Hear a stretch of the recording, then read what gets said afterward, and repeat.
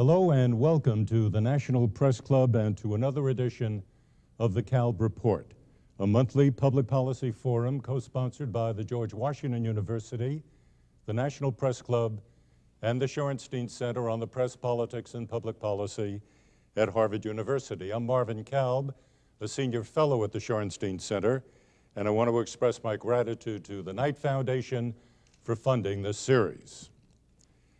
Washington, D.C. is a growing, complicated community that happens to be the capital of the United States of America, making it almost by definition one of the most important cities and communities in the world. Since October 2nd, it has been absorbed with a frightening fact. A sniper has been on the loose, shooting 12 people, killing 9 of them in malls, gasoline stations, schools, parking lots. At this moment, things appear to be coming to a boil, though no one can be sure. From the beginning, the media has played a central and very controversial role, covering and commenting on the story almost nonstop, irritating the police, perhaps even hampering their work, yet the police cannot do without them. Let's discuss this awkward, problematic relationship with a panel of reporters and news executives who have made some of the key decisions. On my right, Dan Raviv, the national correspondent for CBS Radio News. He's been on this story from the very beginning. A successful author, a former foreign correspondent, Raviv has been based in Tel Aviv and London, now bringing his energy and talent to Washington. On my left, a geographic distinction only, is Mark Fisher, the metropolitan columnist of the Washington Post, a paper he has worked for since 1986 with an assignment in Germany just as the Berlin Wall was collapsing. He's also an author and has won many awards. David Roberts is vice president and news director of WUSA-TV, which is a Gannett-owned and CBS-affiliated station here in Washington. Roberts has also been a news director for local news in Atlanta, Baltimore, and Dayton, Ohio. Jim Farley is vice president of news and programming for WTOP Radio.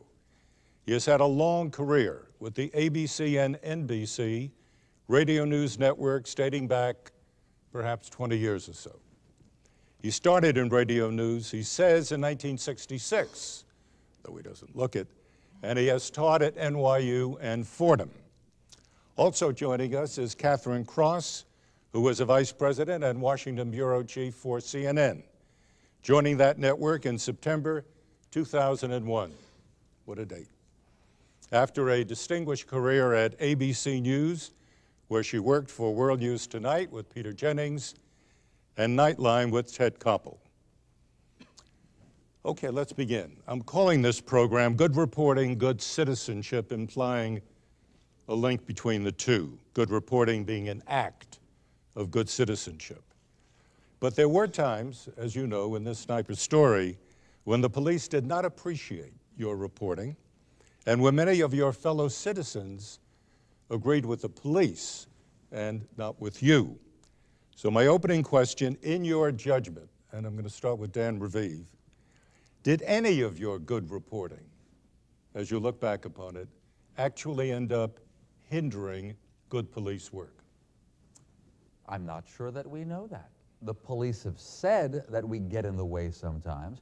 The police have said that by our putting on the air reports that didn't come from the official spokesman, that we got in their way, they had to redo things, they had to adjust the direction they were taking. I would have to ask the question, who's to say that they were doing it right? Because I know that we were trying to do our job. We have a role in this society too, Marvin. It's not to solve crimes. I know that sarcastically the police chief in Montgomery County, Maryland, wondered if you want Channel 9, by my side is that station's news director, but if you want Channel 9 to solve this crime instead of the police, well, let's hear. That's not what we were trying to do. We were just trying to do our job. Ask questions, find out things, and inquire on behalf of the citizens. That's our job, to find out what's going on, what can we possibly do about it to make ourselves safer. Will this nightmare end soon? I thought we were doing our job. Okay. Now, maybe it impacted them, but that's part of what happens in a free society. Mark Fisher, your judgment, as you've read this stuff, written this stuff, has it perhaps hindered police work? Well, I'd have to agree that we don't know and won't know until this case has resolved itself. But it's certainly plausible that something that we've done along the way has caused them to make a change in the way they investigate the case. That's, at the risk of sounding crass, that's not really our concern. If they come to us on a given piece of information and say, you really need to withhold this for X, Y, and Z reasons that might endanger a life, that might cause the collapse of the investigation, we always listen to that, and we engage in those discussions all the time, whether it be with the White House, the Pentagon, local police officials, and we're open to that. But no such request. Open to that, meaning what exactly? Meaning that if they have a case to make that says, here's how releasing that information is going to endanger someone or foul up the investigation, then we're ready to discuss that with them and then amongst ourselves and make a decision based on the quality of information that we have from them and from all other sources, with the goal always being to inform the public, to not be people who go around collecting information for our own sake, but to do it on behalf of the public and to make sure that we're also good citizens. Dave Roberts, you were right smack in the middle of it. As you look back upon it now, would you do it again? I think that with every instance in this story, you have to take it on a case-by-case basis, simply because, as Dan said and as Mark said, we don't know all the information, so we don't know what potentially was impaired. But we do have a responsibility not only to report the news that we gather, we have a responsibility to make sure that we are responsible in how we report that information. And I'm pretty satisfied with how we have handled the story based on the fact that when you talk about reporters such as Mike Buchanan, who's been in this market over 30 years, or Gordon Peterson, also over 3 decades in this market, that kind of experience is the kind of asset that you have to bank on, and I put my money on both of those individuals. Jim Farley, you also have the advantage of that kind of perspective. Experience does not necessarily end up with the right story. How confident are you that what you're telling the Washington people and the people around the country on this story is right? I'd love to say 100% confident, but we can't, because we're dealing in a situation where we're getting limited information from the police, and we're not even certain that it's necessarily correct. I don't believe we're hindering the police. In fact, we're helping them. Since Sunday night, Chief Moose has been speaking to somebody connected with the sniper through the media. He's using us to get the word out. He's asked us to do it, and we've done it. There have been instances in this story where they've asked us to hold back on stuff, to hold back on where the police roadblocks were. Reasonable request, we complied. To hold back on certain audio for a particular reason I can't go into tonight. I was persuaded it was good information, it was something that would hinder the investigation. We did it. There's not a police chief in the region that can't pick up the phone and call one of us and say, you're doing something that will hurt the investigation. They call on many lesser things. Nobody is called to say you're getting in the way of the investigation. There was only the one outburst by Chief Moose that did bring out a lot of public support. And there was a lot of kill the messenger at the time, and you're looking at the messengers. So, Catherine, hindering police work, huh? I think people would be surprised how many conversations go on in newsrooms. I think Americans' image of the media is this hoarding mass of these press conferences jostling for position, when in fact some of the conversations that you're referring to, Jim, happen constantly. And yes, if in fact the authorities call us and say, we know you know such and such, and here is why we think that it's not to the public's benefit for that information to get out there, we'll listen to that case. It doesn't mean that we necessarily will agree, but it doesn't. But I can tell you, from having been on many of these conversations, that you really do take that seriously. And I think the other thing that people sometimes forget is that we live in this community as well. And I think that for those who fear the media or think that it's just this big out-of-control monster, the truth of it is that being a citizen and being a journalist is not incompatible. And in fact, as Marvin hinted at, you know, I happen to believe that good journalism is good citizenship, that is how we best serve the community. David, have you had conversations with the police since October 2nd? Yes. Often? Once a day?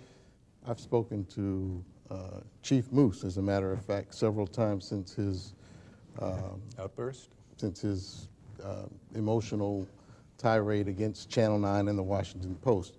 And as I said to him, and as I said to the folks on TOP radio, in the heat of the battle, I can understand his frustration, but it's a tough balancing act for both the police agencies and those in the media to do the jobs that we all have to do. Again, the key word here is how responsible are both sides in handling those responsibilities. Jim, you talk to the police? Yes. Often? Fairly often, yes.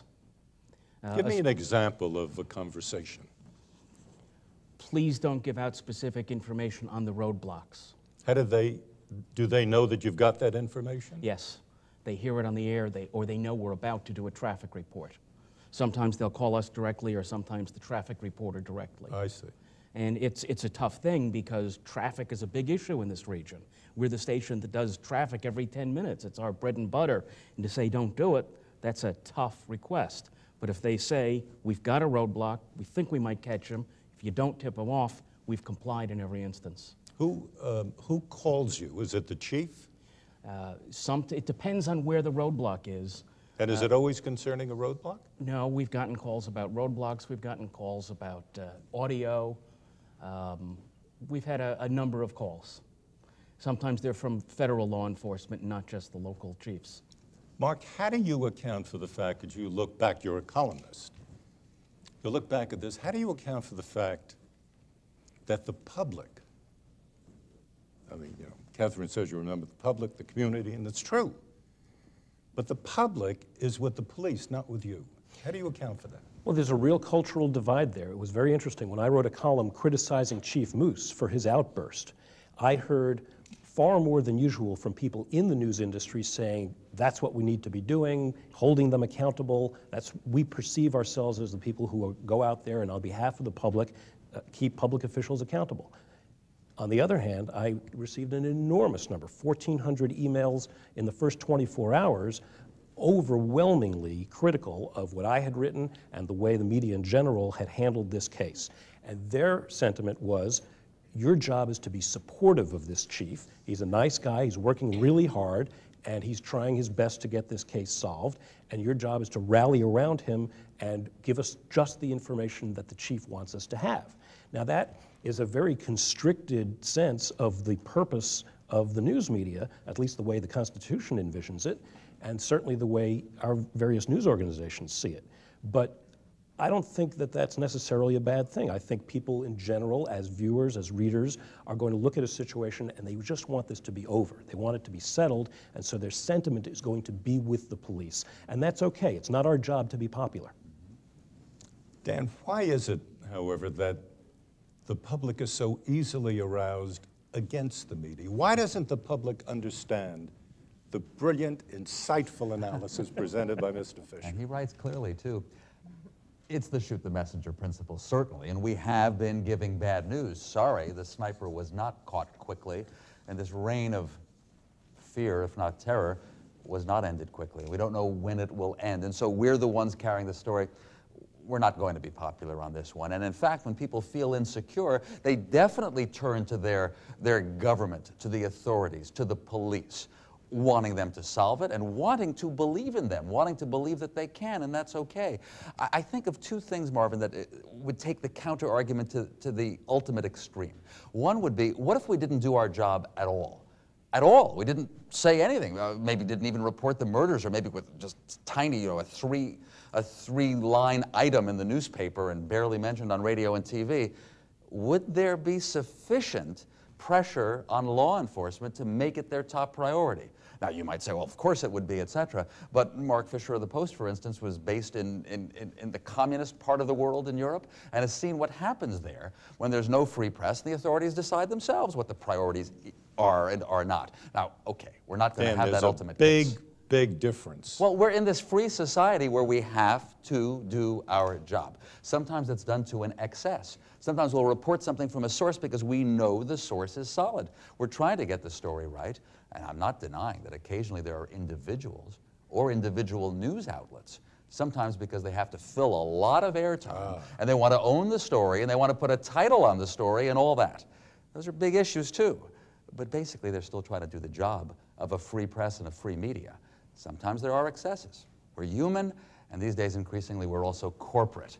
There are corporations who want news to make money, no question about it. I don't feel the pressure in what I do. I just want to get it right out there. In what I do in radio network news, top of the hour, we're telling you what happened. But certainly others who are trying to own the story so that they can be #1 in the market, they see a big story. They want to do their best with the story. Well, it is a big story. And they want to do their best with the story to get it right. There's a huge story without any doubt. 9 people have been killed in a very limited period of time, and we don't see a pattern to it. In fact, it's something quite new and dreadful, and it's within an environment, and you've written and talked about this, Mark, the 9/11 environment and the very nature of 24/7 news channels. But David, yesterday something happened that really puzzled me. Chief Moose came out. He had a news conference, but he said, I'm going to say something. I've got 2 points, but I don't want to take any questions. And he made his 2 points, and no reporter, to the best of my knowledge, shouted Sam Donaldson style, wait a minute, Chief, I've got something I want to ask you. No reporter peeped up with a question. Following the logic of Dan Raviv about the free press vigorously pursuing the story, why were they suddenly so quiet? I couldn't answer that. I think that most reporters were surprised because this was a change in tactic or strategy on behalf of the Montgomery County Police Chief. But I don't think that it meant that there was any less an aggressive approach by the reporters covering the story. I'm struck by conversation by Dan and everybody because this story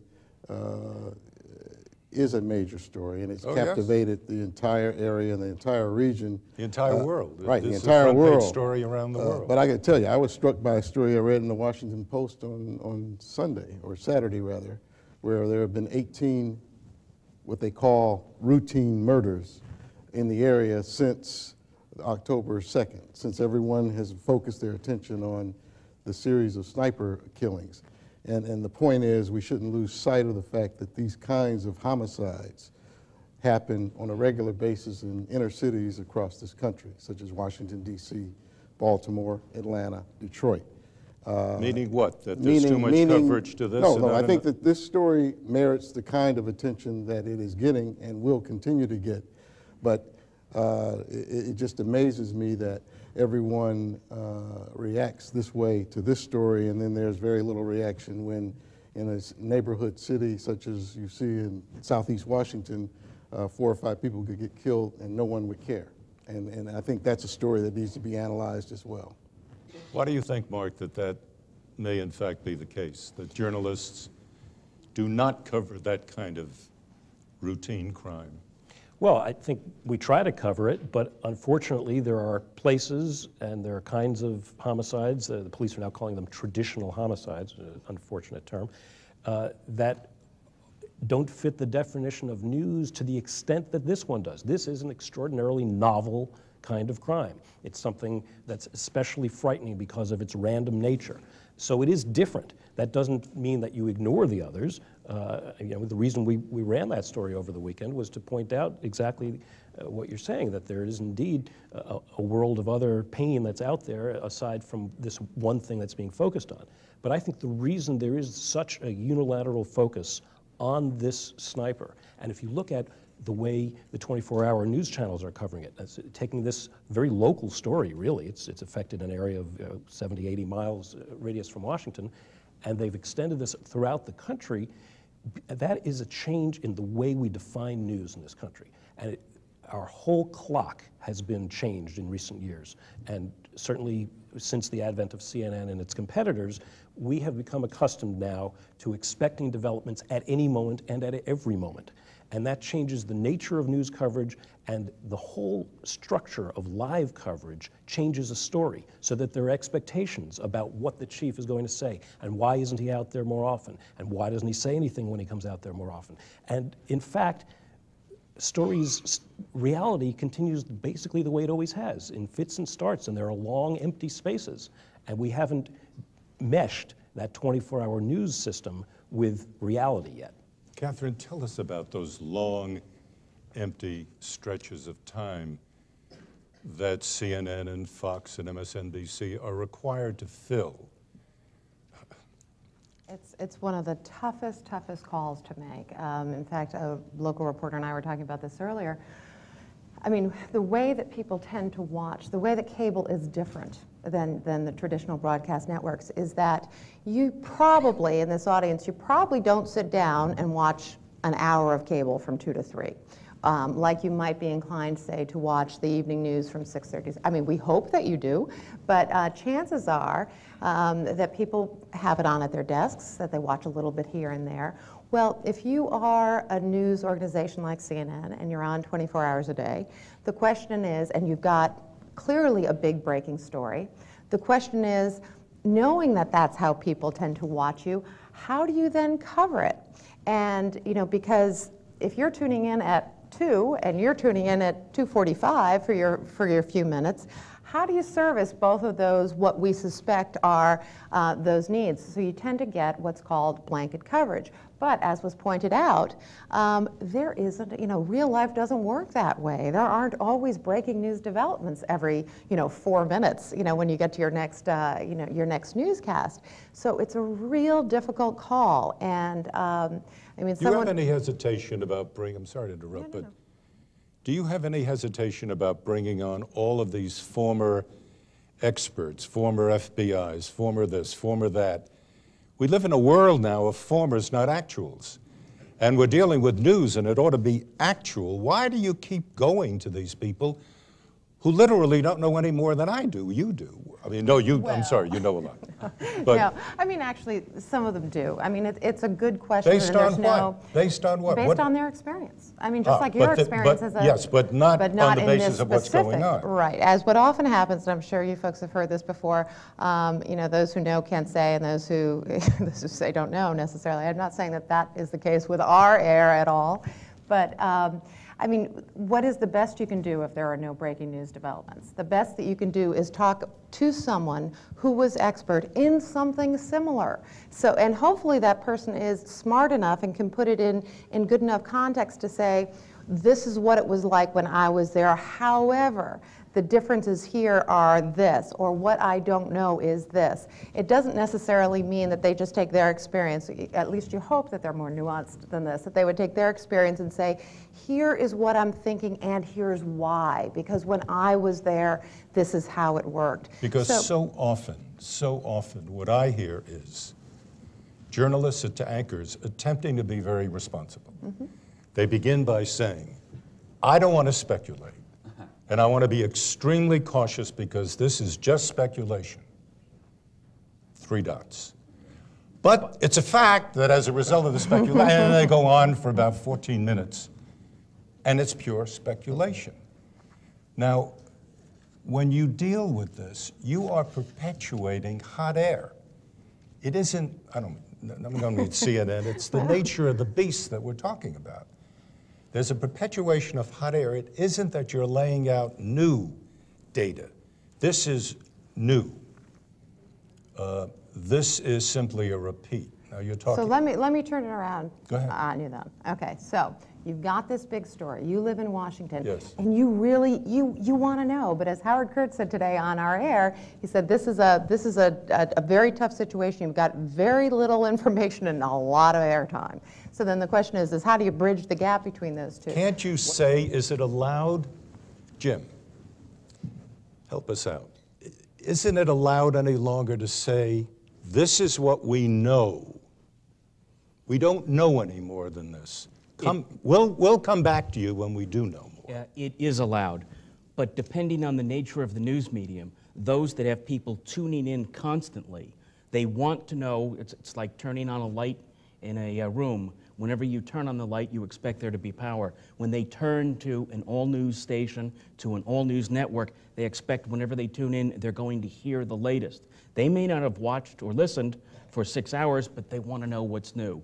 The repetition is part of what they're coming to all-news operations for. And, you know, it's not just the cable news networks. Does anybody remember what the top story was in the United States before the 9/11 terrorist attacks? Yes. Sharks. And it was not just the cable networks doing it, it was the cover of Time magazine, the Summer of the Shark, and everyone was doing it. There is a tendency in journalism to focus on the top story that has captured the imagination of the public. It's something that we all do. But also let me just jump in just for a sec. But I mean, I also think that when we're good, we are often saying, you know, we also will, you know, if someone is speculating, as I said, there are lots of qualifiers there. You repeat a lot for those viewers that are turning in. You try as an anchor, as a reporter, to separate out the facts, to not go too far afield, to always make sure that you're couching what you know, and to be transparent in your reporting. In other words, this is why, you know, if people are saying this, you know, might be one of the reasons why. In other words, we believe that transparency is a good thing. I mean, yes. not to the point of giving up a source. You don't, you know, if someone tells you something on background and you match it, you know, somewhere else, you don't divulge who that person is, of course, but you know, you say how it is you've come to certain conclusions, and there, by that, the viewer can listen and say, well, yeah, but I don't agree with that. You know, you can come to that conclusion, but I don't agree, or I do agree. I've got a little preamble too, which is I don't want to sound like I'm criticizing a colleague or another network or even just another part of our media. Right, the but. But the but, Marvin, shows that we do think about these things. And so the question was asked in this panel, well, what do we do when people are tuning in? What do we do when there are very few facts, but there's a lot of airtime? Thank heavens there's a lot of airtime for news. There's an election soon in a couple of weeks. There are other stories. There's a real terrorist threat to this country. There's the question as to whether it's going to make sense or not to attack Iraq, and many other stories, including in the local market too. And considering that now we have the ability to give the quick update through a crawl, through frequent news alerts and headlines and all that, to think that in between time we're filled by other topics, I think it would only be a good thing. Good. David. I'm sorry. I just thought that we should acknowledge that there are showbiz values at work here as well, and that part of what's going on here is maintaining some sort of... Well, but part of what's going on... Not all of us work for a newspaper now. In this 24-hour mentality, there is a desire to keep the story going. That's an old newspaper tradition as well. Keep that story out on the front page. And so in whatever medium we work in, there is a desire to maintain reader interest, viewer interest, and to keep that story alive. But why can't we use the technology on behalf of saying honestly to the viewers, use that crawl along the bottom of the screen and just say nothing new, and then label everything else that's out there and say, you know, not breaking news, breaking speculation, you know, and then let the audience decide if that's what they want. Well, let me just jump in for a second, because I just want to respond to something that you said. I mean, I think that, you know, I'm happy to report that we did get other news in, you know, during the course of the day, that on our air that you did hear about various things. So just to be clear here, I mean, yes, we do cover a big story, you know, in a big way, but we do because, and I don't expect anybody else to know this except people like me whose job it is to keep track of what's on our air. But there are a whole rash of stories that make it in there. But to your point that I wanted to answer to about keeping the story alive, that scares me. Because quite honestly, if I felt like my network was playing on people's fears in order to keep something alive, that'd be a conversation I'd have real fast. And I don't get that sense, and I can honestly tell you that in all the conversations we've had about that and other stories, I have never, ever, ever heard anybody at CNN say, well, there's no news, but we're just going to keep cranking that thing out just because, Doesn't you know, it's scaring everybody know people. that by cranking it out on this particular story, they look at the ratings every hour on the hour, and you know that the ratings are up for a story like this? That certainly doesn't discourage you from going with more of it. Well, it's always, it's a matter of relativity. You know, it's a matter of what else. ratings and money. Well, I can honestly tell you, I have no clue what the ratings are. I know, it's true. Maybe I should, but I do. I mean, I look at it as a now, I'm not saying that other people in CNN don't. However, I can tell you that my reporters, we do not sit around in the newsroom and say, did real good on that one. Let's just keep at it. We just don't. It's not a conversation that we have. I hear you now, loud other and people clear. might, but I hear you loud and clear. David, WTOP, the tarot card story. Would you do it again? Yes, You would. right, absolutely. Follow up. When that story first came to your attention, before it was broadcast, did you have communication with the police asking you not to run it? We were in discussions with several people that day. Several police people. Yes, which I'm not going to get into only That's all right. because Okay. that's confidential information. Right, that's okay. But our reporter did his job. He got off the air at 9 o'clock or 10 o'clock that morning, and he did not finish that story until 10:30 that night. And it was approved to run at 10:30 that night. Did for the you 11 o'clock approve news. it? Yes. And did people above you have to approve it? No, they didn't. I'm just have to wondering approve it. about the they were decision. they were in the loop on what we were going to do, but the ultimate approval Came made from right you. with- right. Okay. You said before that you're in conversation with the police often. Have they ever asked you to hold up on a story, and you did hold up on that story, We only to look back upon it okay. a couple of days later and say, whoops, I made a mistake? Not in this particular story. Not in this But there have been other stories where that's been the case. But as far as this story is concerned, there are no regrets about putting the story on the air. I thought that what happened after the story aired was a great deal of grandstanding. You mean by the police? Yeah, and I understand, again, because that's part of having a news conference every 3 hours. There are some theatrics involved, and we discussed that with the police. You discussed the idea of the holding press conferences too Every frequently? 3 hours and not saying a whole lot. Now, the bottom line is, if you're a good reporter, you're going to have good context, and you're going to not sit around and wait for them to give you a handout at a news conference. You're going to go out there, cultivate your context, and generate some real news. That is what real news organizations do. Jim, let me ask you this question about, remember the surveillance plane? Yes. The Pentagon provided a surveillance plane to help the police in their investigation. There was that story about the surveillance plane. It was a story that ran for a day or so. I haven't read anything about that surveillance plane in over a week now. Does that mean, to the best of your knowledge, that it's no longer flying?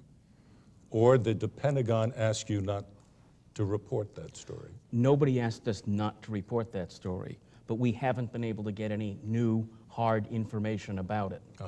I kind of suspect it was put out to reassure a panicky public that we're doing everything we can, including the Defense Department, on this. But I have no way of knowing. I suspect it was a red herring of some sort. The CIA has satellites they can use all the time that can spy on the highways. In fact, we'd love to have the resources to solve traffic congestion in this area.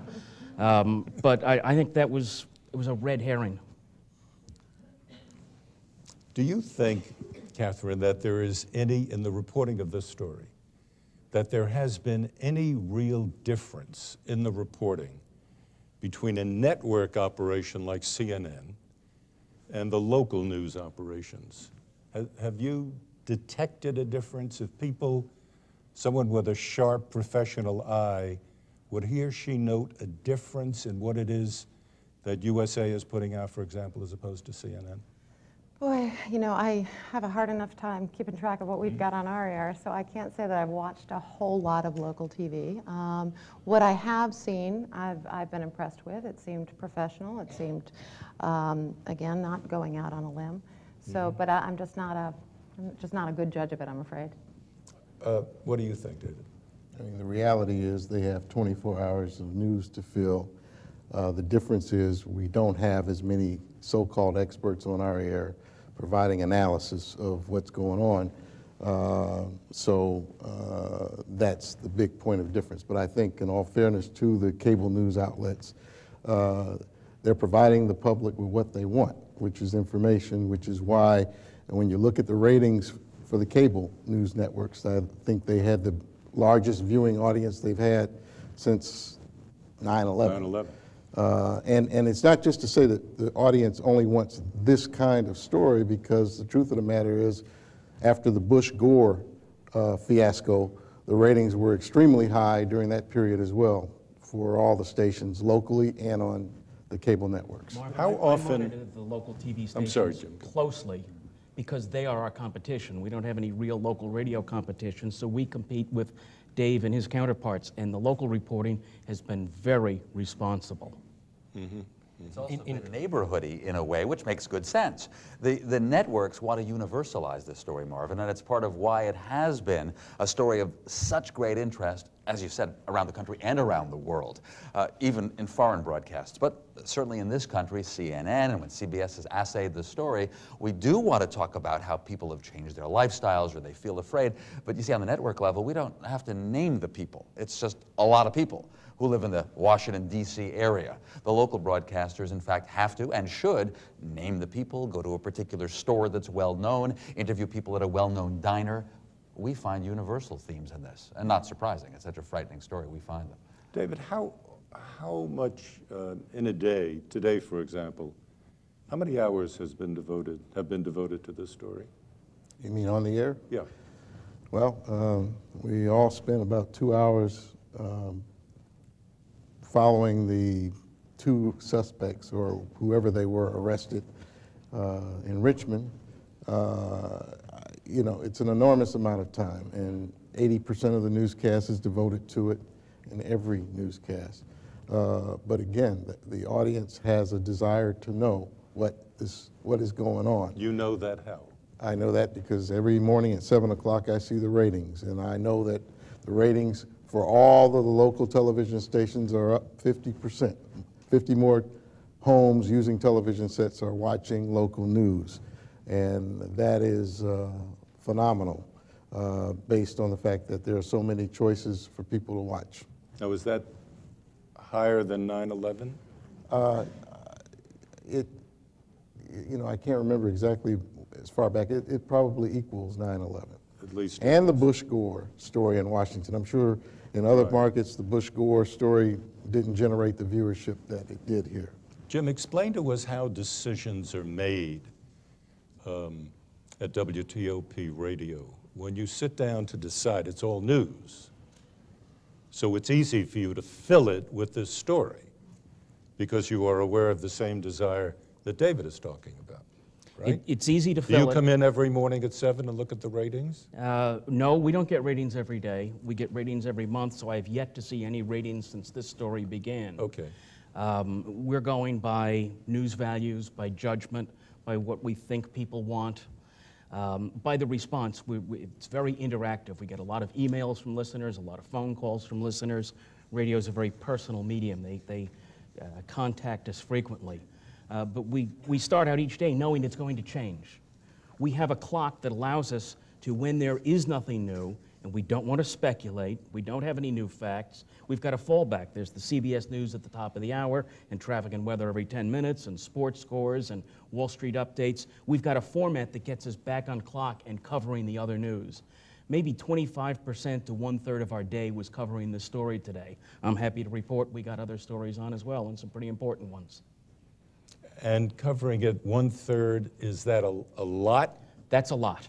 For any one story to dominate 1/3 of the broadcast day, that is a lot.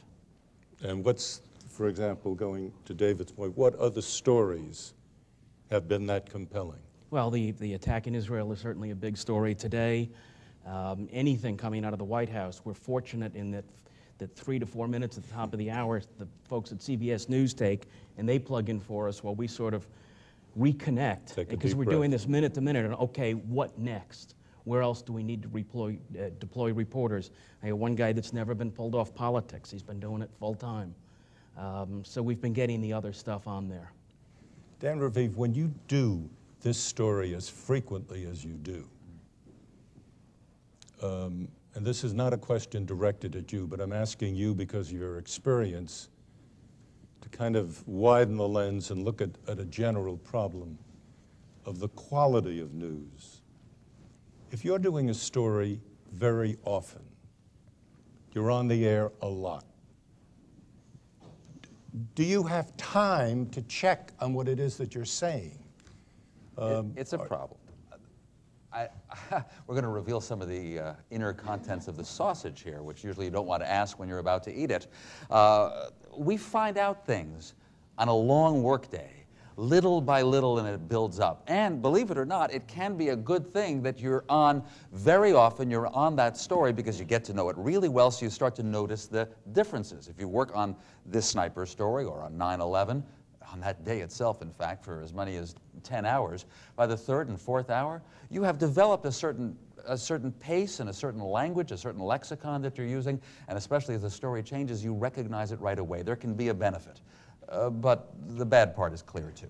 If you're too busy being on the air, the bad part being that you don't have time for what we simply call reporting, getting some facts, stopping, not being on the air, and making some calls and checking some facts. However, we all have support staffs for that. Those of us who have to be on the air a lot, say in the role of an anchor, basically, there's a lot of support staff talking in your ear, emailing you a lot of extra details, putting them in front of your nose. What is it so the reporting is being done, Marvin, no, and you're the front man. Yes, I understand, but what is it that these people who are talking in your ear, where are they getting the information from?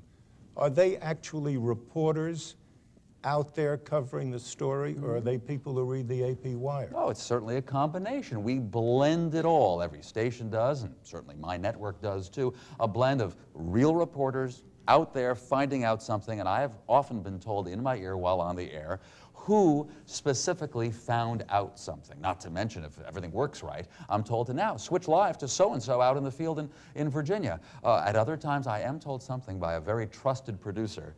I don't really know where it came from, but because it's in my ear, CBS News has learned it. Someone has told CBS News. That's happened too. What we're also lacking, however, is sometimes time to think. And the kind of burdens that we have with a big story especially, but frankly on almost any story these days, the corporate culture has meant some downsizing, fewer reporters, less support staff. It's been harder to think, and often you have to be an experienced reporter in order to sift through it all very quickly, make a decision instantly, what's important, what's worth passing along. Obviously mistakes are made, but that's what we do. Catherine, excuse me. Today I happened to be listening this afternoon to CNN. And it was this afternoon talk-in program that you've got. And the anchor was talking to a female reporter who was somewhere. And he said to her, as he was kind of dismissing her, go back and call people. He was suggesting to my tooted or untooted ear that do some reporting. I found that rather amazing. And I think he said to her, now I'm not criticizing you. And she said, or he said, no, I don't take it as criticism, all that. But there was an awareness that there's so much talking that there's no time, truly, for reporting. Reporting takes time. Yes. And you've got to be sure about what you're saying. Right. I'm happy to say that it's not as bad as you think. Glad to. That basically we've employed anywhere between, it's fluctuated from 6 to 10 reporters on this story in various places because the center of gravity keeps changing. So you need to be able to, dispatch people all over the place. These people quickly know how to get up to speed and develop sources. So what happens, similar to what you were saying earlier about being able to have kind of your core show to bounce back to, the time between going to reporters, when everything is working well, it's not a matter of sitting down and looking at a lineup and saying, well, I want to hear from that one, that one, that one, that one, in that order. You let the news carry you. And you say that this reporter has something.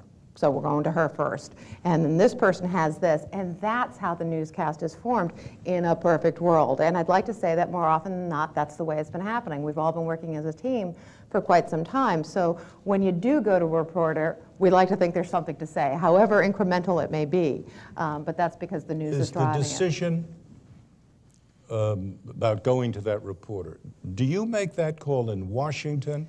Or is that an Atlanta call? It's when it works, it's a beautiful thing. It's a combination. And what happens is, and you'll find this in a lot of news organizations, we have something that we call the red phone. And it is a red phone. And it lights and it rings, and that's where our reporters call up and they say, you know, I've got something. Sometimes it's just background, i.e. you cannot report this on air, or it's I'm working on this, I need another source, but I want you all to know this. And everybody is up on what everyone else has. So you have one reporter one place who has something from one source, and another reporter who has got another and different source somewhere else says, I can match that, just heard the same thing, boom, it goes on the air. And the next thing you'll hear on the red phone is a producer in Washington who will say, Jean Meserve comes to mind because she's been one of our top reporters on this story, Jean, get to the studio, or Jean, get to a microphone. Off she goes to the microphone, and it gets on the air that quickly. So there is real, it doesn't always happen that way. I mean, sometimes there are stories where you're right, you don't have the time to report.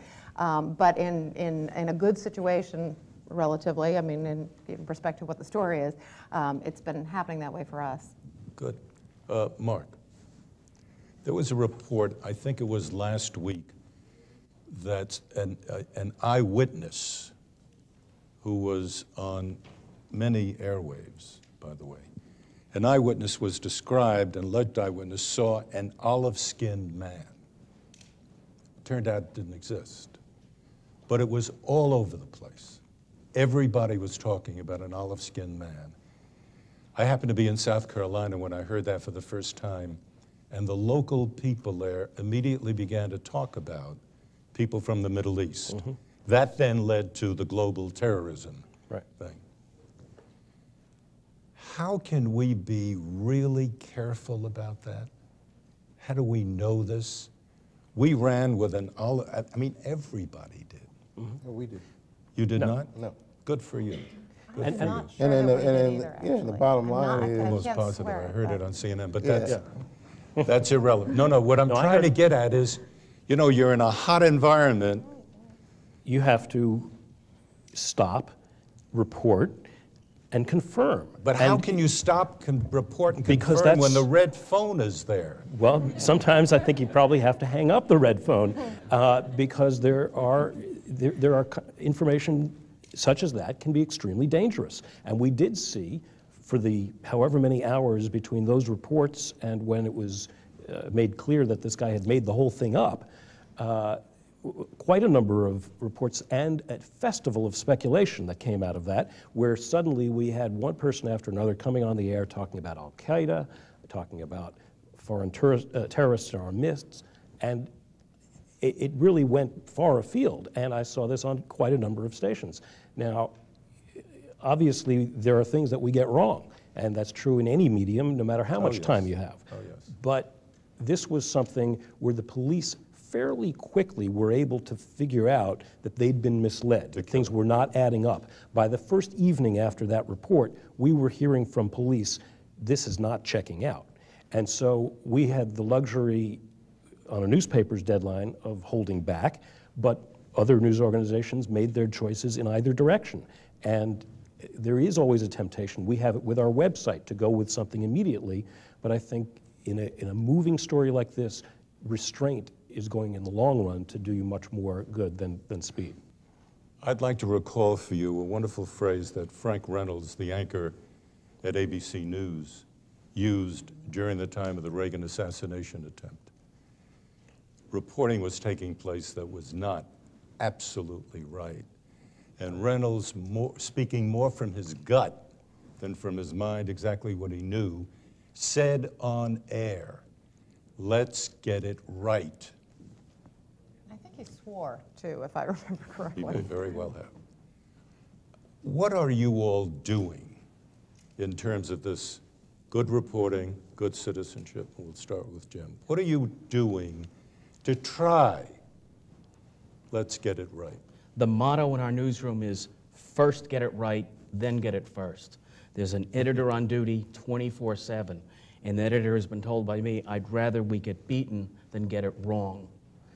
They're the gatekeeper, they're the designated gatekeeper, and it works most of the time. I'd like it to work 100% of the time. That's my goal. Before my foot's in the grave, we'll get it right 100% of the time, but we're dealing with human beings and not computers and machines. And when you say, let's get it right before we get it first, in effect, do they believe you? Yes, they do. They know that in this town, there's no radio station that's going to beat us. It's only a TV station or a cable news network that might beat us. And I told them, you can't beat them every time. We've got it won in radio. Don't worry about taking on the other guys yet till we get a little bigger. Then we're coming after them. Dave Roberts. Let's get it right. What can you do to ensure that, if you can at all? Well, you prioritize getting it right over being first, because in the final analysis, I don't think the viewership will give you credit for being first. They want to know that it's accurate, which gets back to the point on the olive skin individual. We have a policy in our news organization that we don't put on the air vague descriptions of suspects, given the fact that I've been stopped many times because, and I don't want to say many times, several times in my lifetime, because I fit the description of the black male in the so-and-so age bracket based on someone's general description. And that has made me a lot more sensitive to those kind of vague descriptions. What kind of pressures exist, since unlike WTOP radio, you do have competitors, and they want to be first, they want to get the audience. Talk to us a little bit, not a long time, but talk to us a little bit about how that competitive pressure works on you. It's a competitive business, but I strongly believe that you're going to be judged by the viewers based on how consistently accurate and responsible and comprehensive you are in the total picture of what you do day in and day out. Our slogan is no hype, no gimmicks, just the news, which means that we get ratings every day, not just in sweeps periods of February, May, and November. So with that philosophy in mind, if you do it 52 weeks a year, in the end, hopefully you will win. How are you doing in Washington? We're doing much better than before I got here. So that means that I can stay around for a little while longer. So. What are you, first, second, what? We're second. Second. But on the way to being first in some day parts, and eventually we will be first across the board. Catherine. Yes, sir. Let's get it right. How can you ensure that? It's pretty simple. We put good people out in the field, and they know.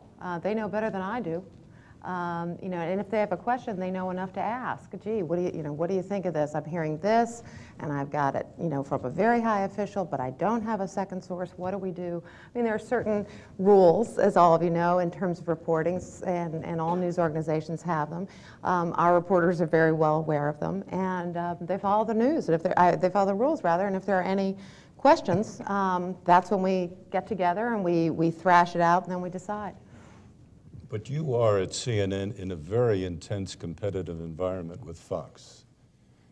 And according to the numbers that I see, Fox is beating CNN.